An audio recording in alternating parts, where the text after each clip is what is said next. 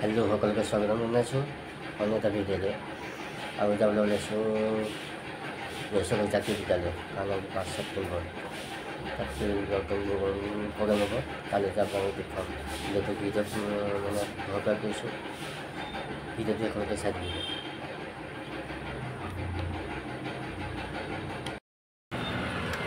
বৰ্তমান গৈ আছোঁ জয়সাগৰ পালোহি মানে আৰু অলপমান দূৰ হৈ আছে গৈ আছোঁ আপোনালোকে ভিডিঅ'টো একেলগে চাই দিব বুলি আশা কৰিছোঁ মানে মই এখন হাতে চাৰ্ট এখন হেণ্ডেলত ধৰিছোঁ আৰু এখন হাতে ষ্টেণ্ডেল মানে চেল্ফি ষ্টেণ্ডেল মোকা দি লগাই লৈছোঁ তেনেকুৱা পাল্টা লৈছোঁ আৰু বেয়া নাপাব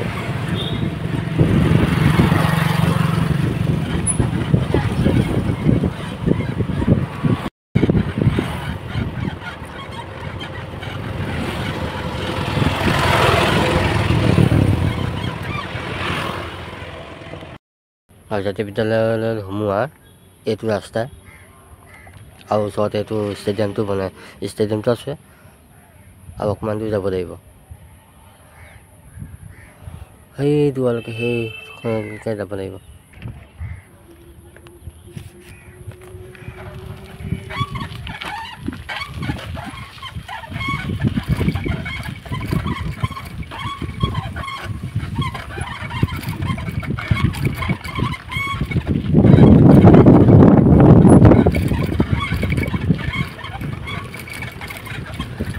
পালোঁ আৰু অকণমান দূৰ আছেগৈ পামগৈ বিদ্যালয় পালোহি ভাষণ দি আছে আৰু মই মানে এতিয়া অকণমান দেৰি এইখিনিতে ৰৈ আছোঁ আৰু এইফালে এইবোৰ গেটৰ ওচৰতে বাইক স্কুটি চব ৰখাই থৈছে আৰু এখন নতুনকৈ বনাইছে নেকি গেটখন এখন নতুনকৈ বনাইছে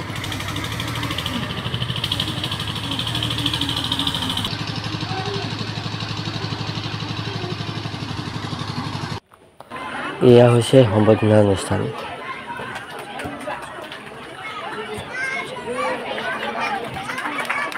এইখিনি অকণমান সম্বৰ্ধনা অনুষ্ঠানখিনি অকণমান দেখুৱাই দিলোঁ আপোনালোকক বাকীখিনি দেখুৱাম বাৰু ভিডিঅ'টো এখনকৈ চাই থাকিব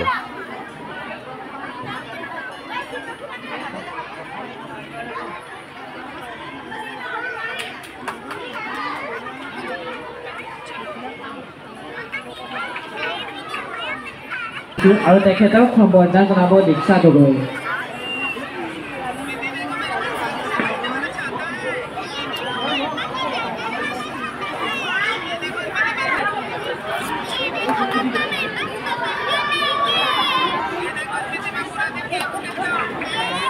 আৰু তেখেতক সম্বৰ্ধনা জনাব প্ৰণামী দাসে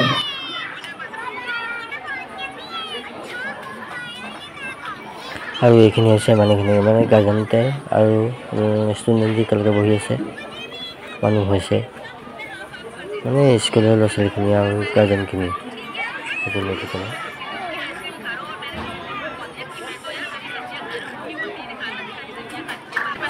সংগীতা দত্ত বৰা বাইদেউক মঞ্চলৈ আহিবলৈ অনুৰোধ জনাইছোঁ আৰু তেখেতক সম্বৰ্ধনা জনাব দেৱাংগ ৰাজপ্ৰীতম চতিয়াই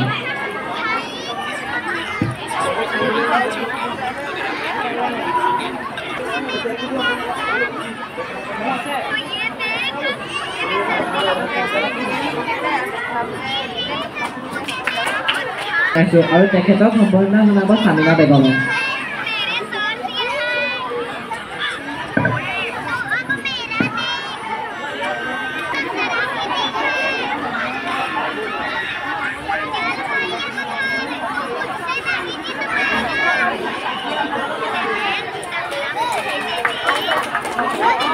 গৌৰৱজ্যোতি ফুকন ছাৰক মঞ্চলৈ আহিবলৈ অনুৰোধ জনাইছোঁ আৰু তেখেতক সম্বৰ্ধনা জনাব আশাৰাণী দাসক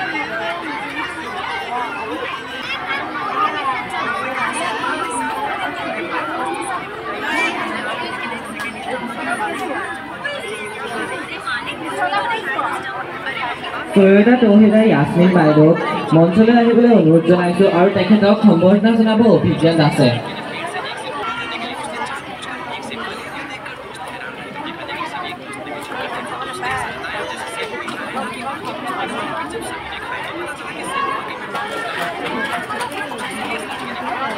জগত হত্যা ছাৰক মঞ্চলৈ আহিবলৈ অনুৰোধ জনাইছোঁ আৰু তেখেতক সম্বৰ্ধনা জনাব উপাসনা বৰাই।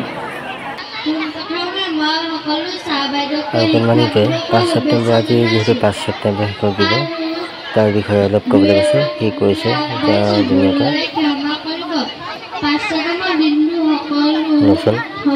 আৰু 3জনমান আছে আৰু লগতে ষ্টুডেণ্টও আছে ষ্টুডেণ্ট এজন আছে চাৰিবিধতে জন্ম জয়ন্তী হিচাপে পালন কৰা হয় 1988 চনৰ 5 ছেপ্টেম্বৰ তেওঁৰ জন্ম হৈছিল তেওঁ ভাৰতৰ প্ৰথম উপৰাষ্ট্ৰপতি আৰু দ্বিতীয় ৰাষ্ট্ৰপতি আছিল তেওঁ এজন মহান পণ্ডিত আৰু শিক্ষক আছিল তেওঁ ভাৰত ৰত্ন লাভ কৰিছিল ইউনেস্কোৱে 1994 চনত 5 অক্টোবৰত বিশ্ব শিক্ষক দিৱস হিচাপে ঘোষণা কৰিছিল বিদ্যালয় শিক্ষক দিৱস শিক্ষাৰ্থী আৰু শিক্ষকসকলে বাবে আনন্দ দিন আমাৰ জীৱনৰ শিক্ষকসকলে পালন কৰা কঠোৰ পৰিশ্ৰম আৰু ভূমিকা স্বীকাৰ কৰিবলৈ সভাৰ সভাপতি মহোদয় আৰু ৰাষ্ট্ৰপতি হিচাপে নিয়োজিত হৈ থকা অৱস্থাত ছাত্ৰসকলে একগোট হৈ তেওঁৰ জন্মদিনৰ উদযাপনৰ অনুমতি বিচাৰিছিলে কিন্তু তেখেতে বৰ গৌৰৱ অনুভৱ কৰিল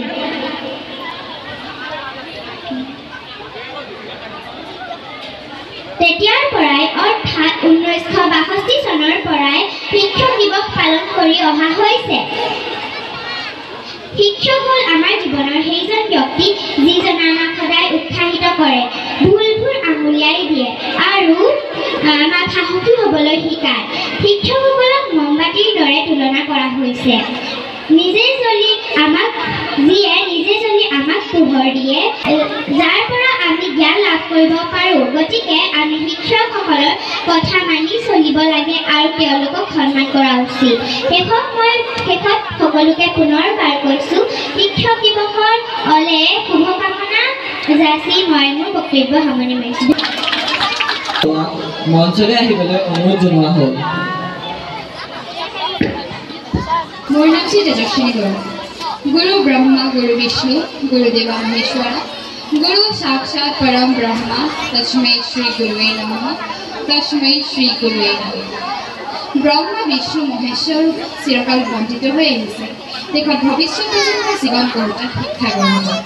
শিক্ষকৰ জ্ঞান সমৃদ্ধ মহান বাণী আৰু আদৰ্শৰে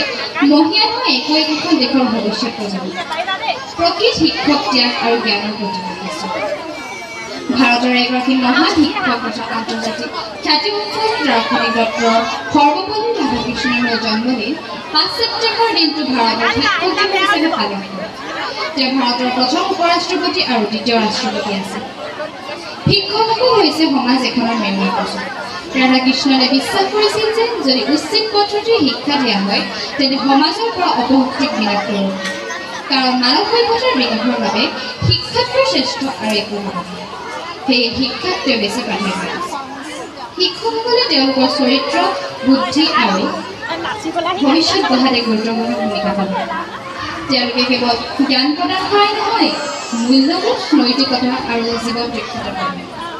এজন ভাল শিক্ষক হৈছে এজন পৰামৰ্শদাতা নিৰ্দেশক আৰু অনুপ্ৰেৰণা মমবাতিৰ দৰে যি নিজে গলি আনক পোহৰ দিয়ে নমস্কাৰ মাননীয় আজিৰ সভাৰ সভাপতি মহোদয় শ্ৰদ্ধা শিক্ষাগুৰুসকল আৰু মোৰ মৰমৰ দাদা বাইদেউ ভাইটি ভণ্টি তথা বন্ধু বান্ধৱীসকল পোনপ্ৰথমে মই মোৰ শ্ৰদ্ধাৰ শিক্ষাগুৰুসকলৰ লগতে বিশ্বৰ প্ৰত্যেকগৰাকী শিক্ষাগুৰুলৈ শিক্ষক দিৱসৰ আন্তৰিক শুভেচ্ছা জ্ঞাপন কৰিছোঁ আজি 5 ছেপ্টেম্বৰ প্ৰতি বছৰে 5 ছেপ্টেম্বৰ দিনটোত আমি ডক্টৰ সৰ্বপল্লী ৰাধাকৃষ্ণনদেৱৰ জন্ম উৎসৱটো শিক্ষক দিৱস হিচাপে পালন কৰোঁ তেওঁ আছিল ভাৰতৰ প্ৰথম উপৰাষ্ট্ৰপতি আৰু দ্বিতীয় ৰাষ্ট্ৰপতি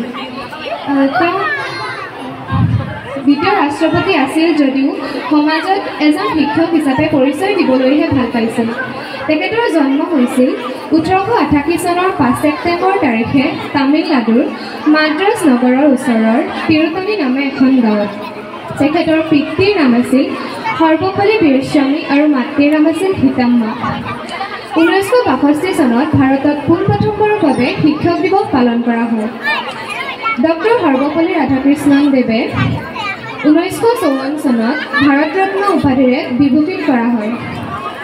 তেওঁৰ আত্মজীৱনীমূলক গ্ৰন্থখনৰ নাম হৈছে মাই চাৰ্চ ফৰ ট্ৰুথ। এইজনা মহান ব্যক্তিৰ মৃত্যু হৈছিল 1975 চনৰ 17 এপ্ৰিল তাৰিখে। আজি মই ইমানকে কৈ মই মোৰ চমু বক্তব্য সামৰি মেলো। আৰম্ভ কৰিবলৈ লৈছোঁ। আজি 5 ছেপ্টেম্বৰ, যি দিনটো আমি প্ৰতি বছৰে শিক্ষক দিৱস হিচাপে পালন কৰি আহিছোঁ। এই দিনটো আমাৰ বাবে বিশেষ, কিয়নো আজি এই দিনটোতে ভাৰতৰ প্ৰথম উপৰাষ্ট্ৰপতি তথা দ্বিতীয় ৰাষ্ট্ৰপতি ডক্টৰ সৰ্বপল্লী ৰাধাকৃষ্ণৰ জন্ম হৈছে। তেখেত ৰাষ্ট্ৰপতি হৈ থকাৰ অৱস্থাত এটা ছাত্ৰ ছাত্ৰীসকলৰ এটা দলে আহি তেওঁৰ শিক্ষক দিৱসটো উদযাপন কৰিবৰ বাবে অনুমতি বিচাৰিছিল। কিন্তু তেখেতে কৈছিল যে তেওঁৰ এই জন্মদিনটো উদযাপন কৰাৰ পৰিৱৰ্তে এই দিনটোত শিক্ষক দিৱস হিচাপে পালন কৰিলে তেওঁ বেছি আনন্দিত হ'ব। সেয়েহে তেতিয়াৰ পৰাই 5 ছেপ্টেম্বৰ দিনটো প্ৰতি বছৰে শিক্ষক দিৱস হিচাপে পালন কৰি অহা হৈছে। ভাৰতবৰ্ষত প্ৰথম শিক্ষক দিৱস পালন কৰা হৈছিল 1962 চনৰ 5 ছেপ্টেম্বৰ। শিক্ষাগুৰুসকলে এজন ব্যক্তি, একোটা সমাজ আৰু দেশৰ ভৱিষ্যত গঢ়িবলৈ গুৰুত্বপূৰ্ণ ভূমিকা গ্ৰহণ কৰে। তেওঁলোক এটা মমবাতি কৰে যি নিজে জ্বলি আনক পোহৰ দিয়ে। শিক্ষাগুৰুসকল হৈছে অধিক জ্ঞানৰ ভাণ্ডাৰ, যাৰ পৰা আমি জীৱন পথত আগুৱাই যাবলৈ প্ৰয়োজনীয় সকলো জ্ঞান আহৰণ কৰিব পাৰোঁ। গতিকে আমি শিক্ষাগুৰুসকলৰ কথা মানি চলাৰ লগতে তেওঁলোকক সন্মান কৰা হৈছে। আজি মই ইয়াকে কৈ মোৰ চমু বক্তব্য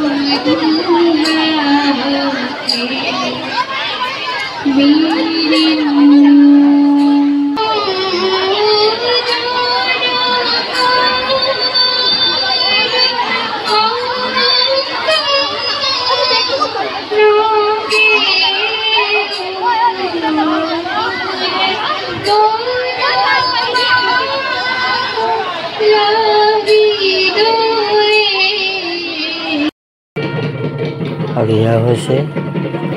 বিদ্যালয়সমূহৰ ছাত্ৰ ছাত্ৰী ছাত্ৰসকলৰ উদ্দেশ্যকল বাদ্যযন্ত্ৰৰ দ্বাৰা মানুহসমূহলৈ বাদ্যযন্ত্ৰৰ দ্বাৰা পৰিৱেশন কৰা হৈছে।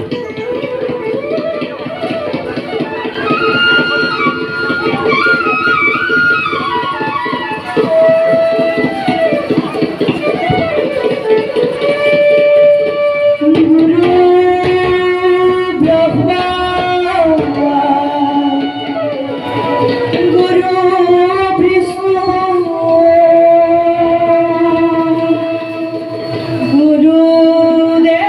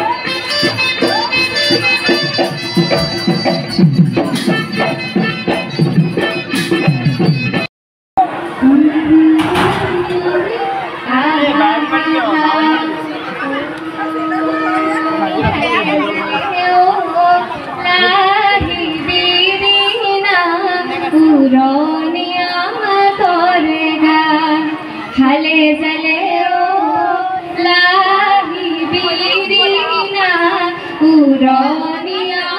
কৰেগা জিৰাই তাতে জিৰাই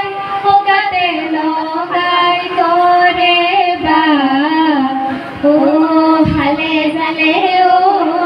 লাহি বিৰিনা পুৰণীয়া কৰেগা হা হা হা হা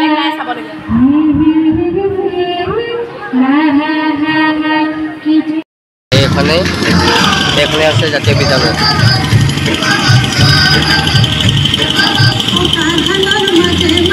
আচলতে পকি দেখি যায় সেইকাৰণে মই ভিডিঅ' কৰা নাই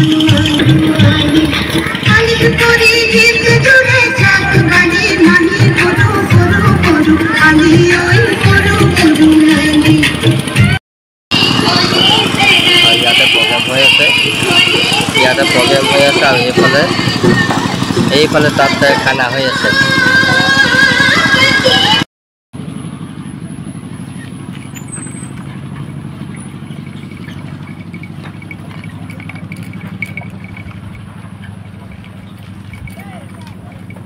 এতিয়া মই গৈ আছোঁ ঘৰলৈ